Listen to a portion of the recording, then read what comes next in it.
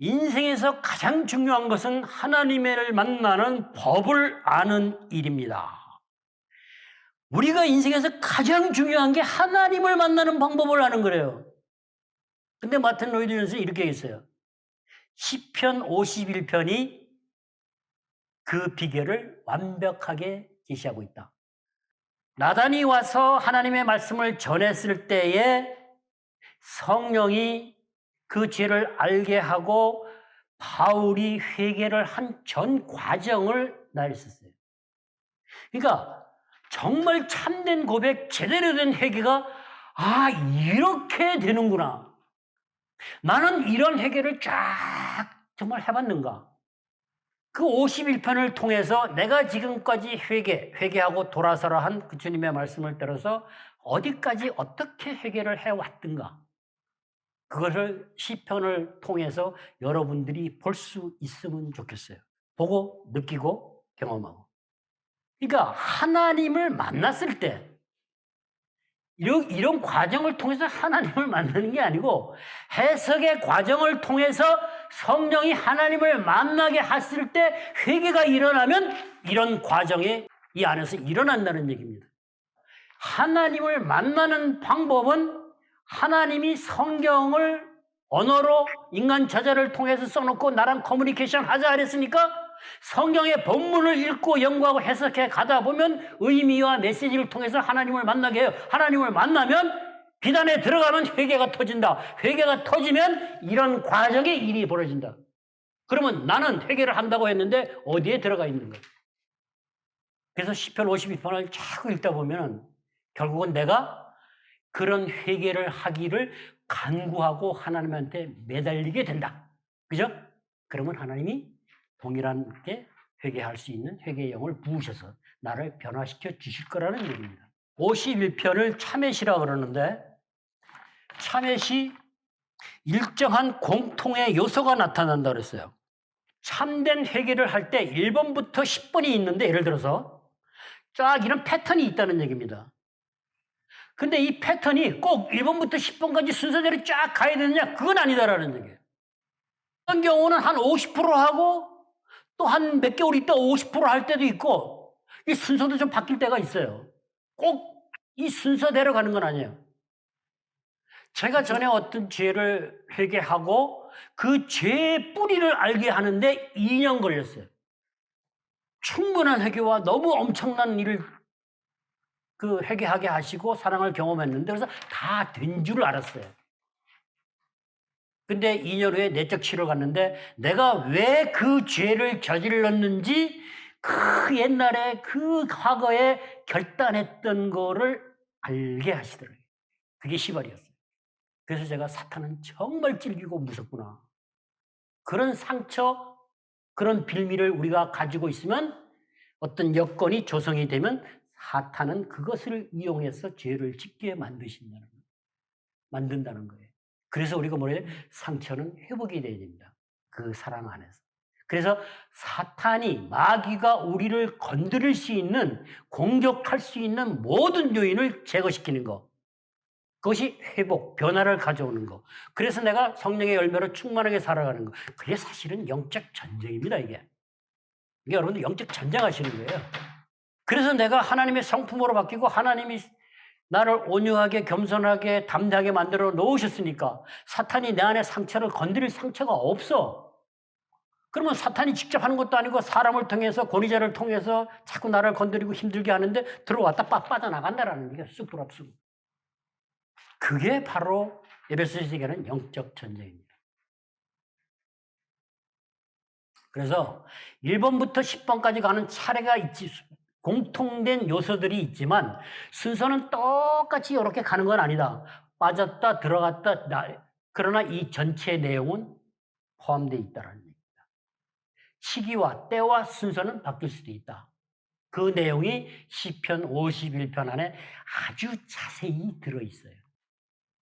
그리고 실질적인 어떤 그런 참여록의 내용을 보시려면 어거스틴의 고백록을 보시면 됩니다. 어거스틴의 고백록도 동일한 패턴을 따르는데요. 어거스틴이 안토니우스라는 그 수도사의 얘기를 듣다가 그 얘기를 듣다가 골로새서 3장 5절 땅에 있는 지체를 죽여라 음란과 부정과 그 말씀이 다가오기 시작했어요.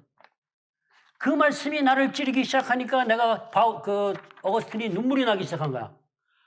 막 가슴을 뛰고 눈물이 나니까 세 사람이 한 몇 사람이 얘기하다가 그게 오니까 거기서 울 수는 없으니까 마음 놓고 울려고 피해간 게 정원으로 간 겁니다.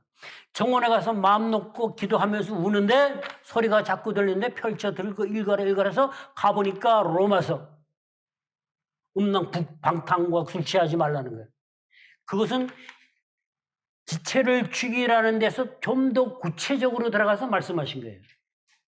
그때 어거스틴이 본 거는 뭐예요? 진리를 찾겠다고 어거스틴 제일 많이 진리를 찾기 위해서 한 행동이 섹스였어요. 성욕이었어요. 그러면서 그 시점부터 지나온 시간들을 보여주시고 깨닫게 하시고 회개하게 하신 거죠.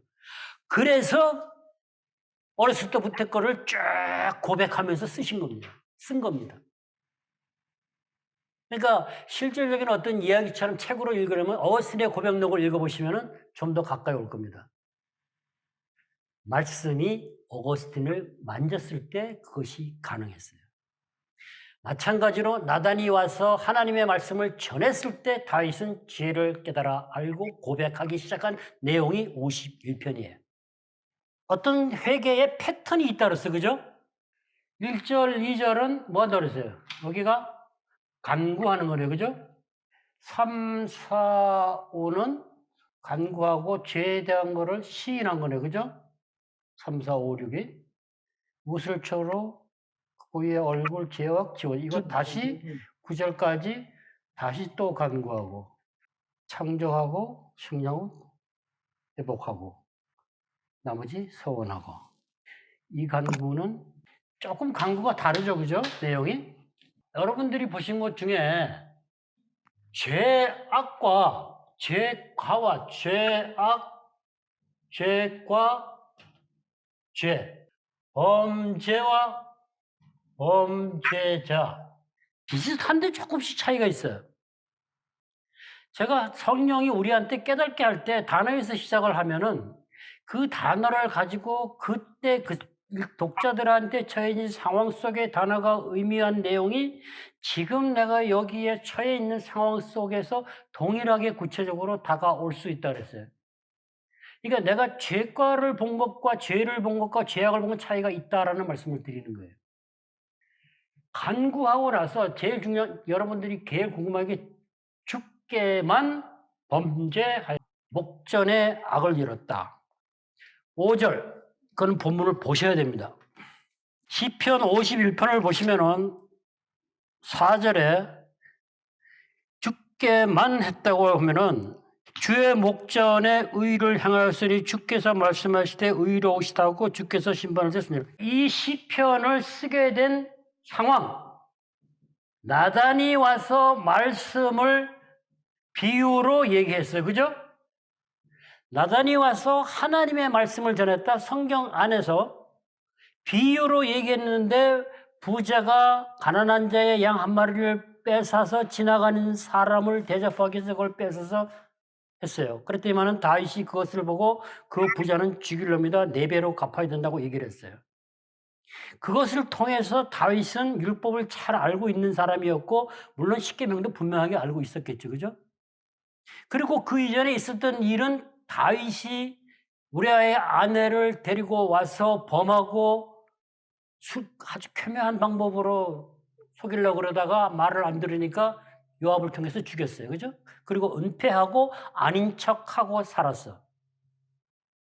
그랬는데 그 나단이 한 얘기를 통해서 그가 나쁜 놈이다, 죽일 놈이다, 4배로 갚아 막 그러니까 나단이 그게 너다 그랬어요. 그게 너다.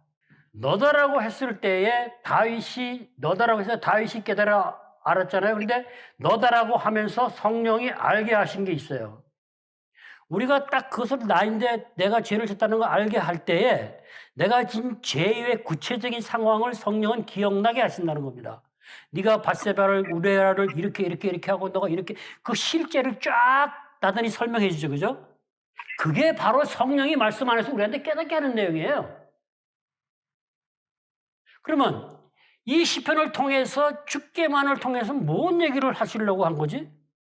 나단의 얘기를 하나님의 말씀을 통해서 죄를 알게 했어.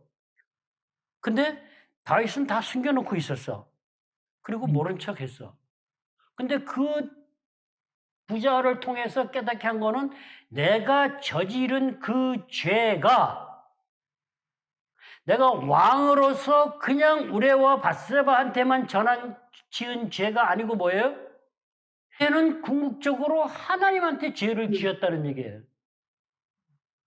내가 사람들을 멸시하고 무시하고 용서하지 못하고 하는 많은 세상 속의 일들이 결국은 하나님이 존귀하게 만든 하나님 형상을 따라 만든 하나님의 아들의 형상을 빚은 상대방을 멸시하고 무시했다. 그건 뭐야? 하나님을 무시했다는 얘기예요. 하나님한테 죄를 지었다. 주께만은 여기에서 많은 여러분이 자꾸 이 생각을 했을 것 같아. 그리고 다른 사람은 아니다. 밧세바가 그거 아니다. 그런 얘기가 아니고 이 말은 강조를 해서 뭘 강조해? 다윗이 저지른 모든 죄가 하나님한테 한 행위다라는 얘기. 그거를 얘기하는 거예요. 그러니까 이거를 가지고 여러분들이 묵상을 하시면서 내가 아내한테, 자녀한테, 형제한테 아니면 회사 안에서 누군가에게 한 멸시하고 무시하고 상처 주고 한 그런 내용들의 죄가 내가 의도적으로 했든 의도적으로 하지 않았든 그런 죄에 대한 내용들 내가 그들한테 한 것이 그냥 그들한테만 한 것이지 내가 무슨 하나님하고 무슨 상관이 있어? 하나님한테 한 거 아니야. 그게 아니다라는 얘기예요. 그 모든 것은 하나님한테 죄를 짓게 되는 결과를 가져. 죄가 뭐냐? 그 죄를 하나님과의 관계를 단절시키고 관계가 깨지는 거죠, 하나님하고. 그래서 사람과의 모든 게 깨진다는 얘기예요. 그러니까 여기에서 많은 이거는 강조의 의미가 있는 겁니다.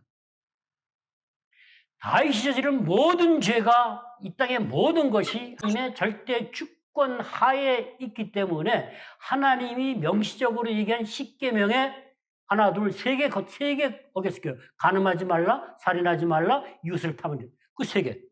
그것을 깨달아 알고 그것은 결국은 다윗이 한 행위는 하나님께 거역하고 하나님을 업신여겼다는 얘기입니다. 그게 죄악이다라는 얘기예요.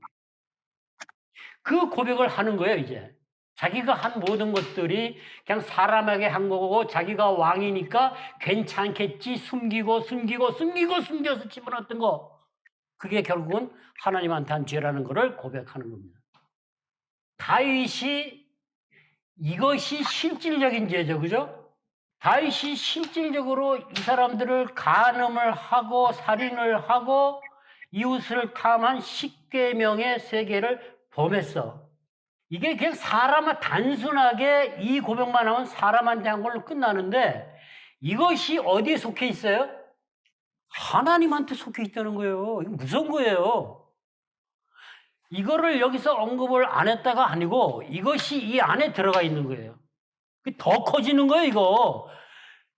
왕이기 때문에 자기 권력, 권위를 가지고 우리는 행하는 많은 죄악들이 있어. 사실은 말로 상처 주고 힘들게 하고 무시하고 멸시하는 그런 것들. 그것이 결국은 누구한테? 하나님한테 진 죄라는 얘기. 하나님. 내가 사람들한테 한 이런 행위가 사람들한테 한 행위로 끝나는 게 아니고 어디로? 야, 이게 하나님한테 내가 진 죄구나. 그 무서운 거예요. 이 고백은 엄청나게 무서운 겁니다. 그래서 언급이 안 돼 있는 것뿐이에요. 근데 이거를 성령이 뭐 했어요? 그 뒤에 나단이 와서 얘기했을 때 쫙 알게 했잖아요.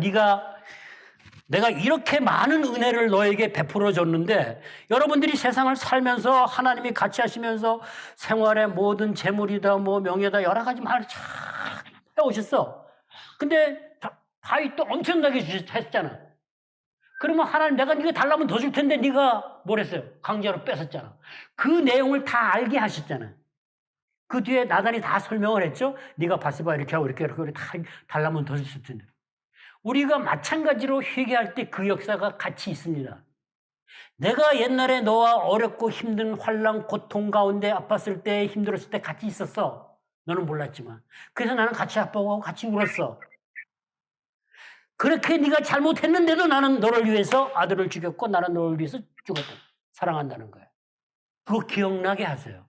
자, 그 기억이 죄악과 죄는 다르다라는 얘기예요. 기억, 각자의 상황에서 내가 저지른 어떤 죄, 내가 고의적으로 했던 건 무의식적으로 했던 상처를 했던 그런 것들을 기억나서 알게 하신다.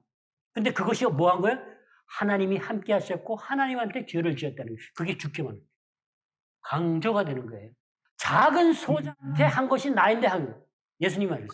네가 하나님의 형상으로 존귀한 존재로 내가 만들어놨는데 그 존재를 네가 건드려? 네가 나를 건드려. 정말 내가 귀하고 존귀하게 만들어놓은 내 사랑하는 내 자녀, 내 자식, 내 종을 네가 건드렸니? 그러지 말라는 거예요. 무서운 거예요, 사실은. 우리가 삶 속에서 이웃의 집에서 나도 모르게 멸시하고 무시하고 분노하면서 사귄 간음? 실제적인 간음을 했는지 아니면 그건 없더라도 영적인 간음, 하나님보다 더 사랑해서 우상시하고 있는 그런 것들, 그게 다 죄거든. 그 모든 것이 하나님 앞에 죄를 짓는 거예요. 그래서 우리가 회개해야 되는 거예요. 사람한테서 끝나는 게 아니다라는 얘기를 하는 겁니다. 우슬초를 얘기했어요. 이 우슬초가 뭐죠? 이 우슬초로 정결케 한다는 고백을 했을 때 다윗이 어떤 생각을 했냐면은 이 우슬초의 용도를 알기 때문에 특히 문둥병자를 정결케 하는 예식을 할 때 사용을 한답니다. 다윗이 저지른 죄가 문둥병 같은 죄. 딱 드러나지는 않지만 속으로 해서 완전히 썩어 문드러지는. 그래서 이거를 사용했다고 얘기합니다. 그런데 이런 간구와 용서 깨끗하게 해달라는 간구를 하고 나서 뭐래요? 죄에 대해 시인을 했어요. 죄에 대해 시인을 하고 와서 일어난 일이 뭡니까? 즐겁고 기쁜 소리로 꺾으신 뼈로 즐거워하게 하자. 꺾으신 뼈로 즐거워하게 하소서 했는데 그 앞에 있는 게 기쁜 소리, 즐겁고 기쁜 소리라는 말이 있더라는 거예요. 그냥 꺾은 뼈로 즐거워하게 하소가 아니다라는 얘기예요. 그럼 꺾은 뼈가 뭐냐라는 얘기지. 대부분 꺾은 뼈는 뼈가 꺾어지면 힘들고 고통스럽죠. 성경에서 꺾은 뼈를 할 때는 우리 자아라는 인간, 자아, 존재를 얘기할 때가 많아요. 자아를 얘기한다. 왜곡된 자아, 그 존재. 그러니까 우리가 십자가에서 내가 예수 그리스도 함께 십자가에 못 박혀 죽었나니 내가 뭐가 죽었어요? 죄의 종서, 죄된 본성이 만들어놓은 내 자아가 죽는 거예요. 그것이 죄된 본성이 만드는 자아가 죽고 성령의 열매로 주님이 다시 새롭게 만든 열매로 만든 성령의 성품으로 옷 입는 거예요. 그게 부활이 새롭게 되는 거예요.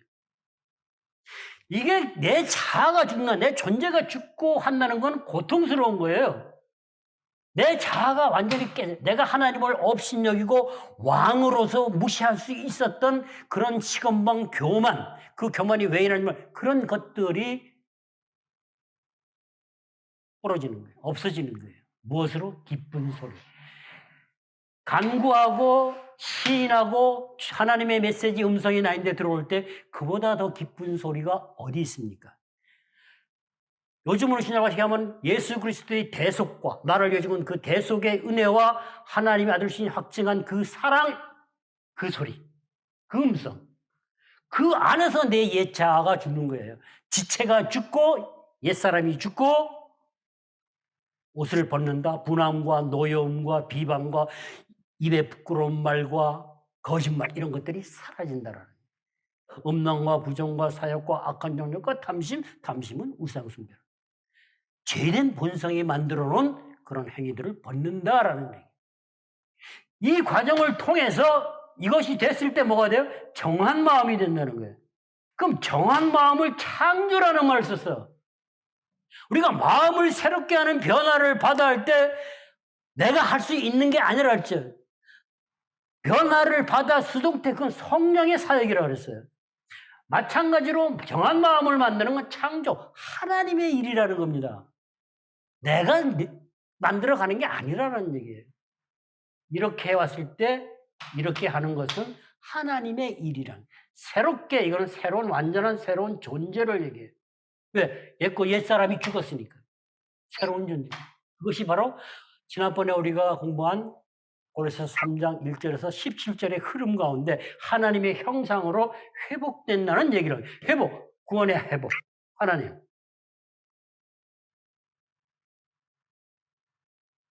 이것이 정한 마음을 확 만들어 놓고 거꾸로 돌아가면서 알게 할 때도 있어요. 사실은. 뭔지 모르지만 그렇게 나를 만들어 버리시고 깨달아 알게 하신다. 그러나 뭐까지 간다? 죄의 뿌리까지 알게 하신다는 겁니다.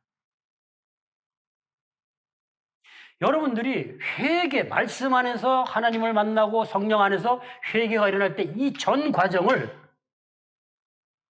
어떤 죄를 회개했을 때 전 과정을 다 이렇게 두드려 보시면서 아, 내가 이걸 다 해봤던가? 뭐가 빠졌던가? 죄를 회개했는데 죄의 뿌리는 아직 못 빠졌는데 근데 그것이 어느 날 예배나 기도나 뭐 어떤 집회나 하여튼 그런 어떤 상황 속에서 깨달아 알게 하신다. 중요한 건 말씀을 계속 읽고 연구하고 붙잡고 갈 때. 그럼 이 전 과정을 해주십니다.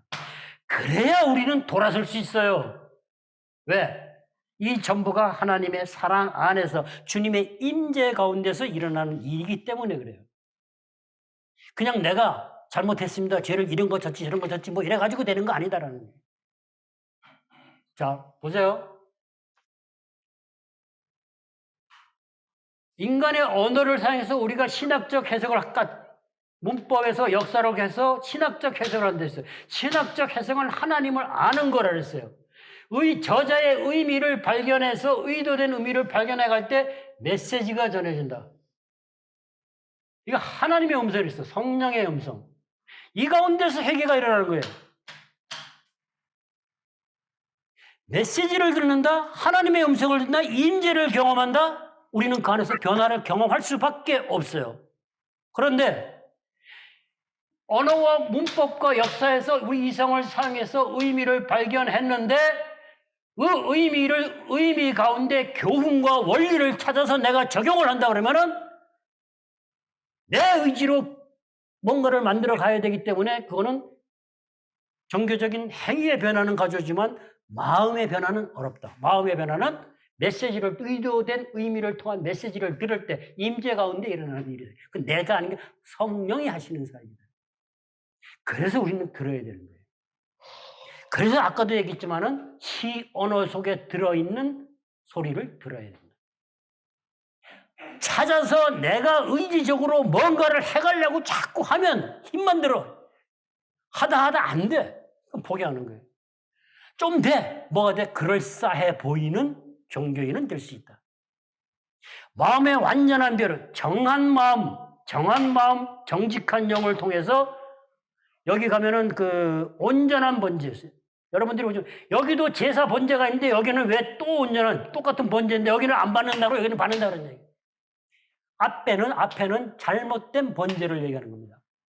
잘못된 그들이 행했던 그 의도적으로 자기 유익을 위해서 했던 것을 말하고 뒤에는 회복된 다윗이 드리는 온전한 회복된 사람이 예배를 회복했을 때 그래야 우리가 주님을 사랑할 수 있고 주님을 향해서 예배 드린다라는 얘기입니다. 다시 한번 읽으시면서 강구하고 죄를 시인하고 또 강구해서 변화시키고 회복시키고 온전케 만들어서 예배 드릴 수 있게 하는 이 과정. 이 과정이 반드시 다 순서대로 가는 건 아니지만은 왔다 갔다 하지만 전체가 포함돼서 마무리되는 경우가 많다라는 얘기입니다. 우리가 죄를 살짝 감동을 받고 회개를 느끼고 회개를 했는데 거기 정도가 아니고 죄된 본성이 죽는 마음의 우상의 뿌리까지 처리해 나갈 때 그 자리에 하나님은 하나님의 사랑으로 그리스도의 성품으로 채워주고 우리는 다시 세상으로 돌아가서 죄의 종노릇을 할 수 없다라는 얘기입니다. 그래서 회개하고 믿으라 그런 거예요. 회개는 완전히 돌아서는 겁니다. 자꾸 이거 하는 거 아니에요. 이거. 그게 이것이 됐을 때 그렇게 가능하다는 얘기입니다. 여러분들이 돌아가고 싶어도 못 돌아가요. 너무 좋기 때문에. 그리고 내가 죽고 빈자리에 하나님의 예수 그리스도의 성품, 하나님의 사랑이 채워졌기 때문에 그 채워진 자리에는 다시 들어올 게 없어요.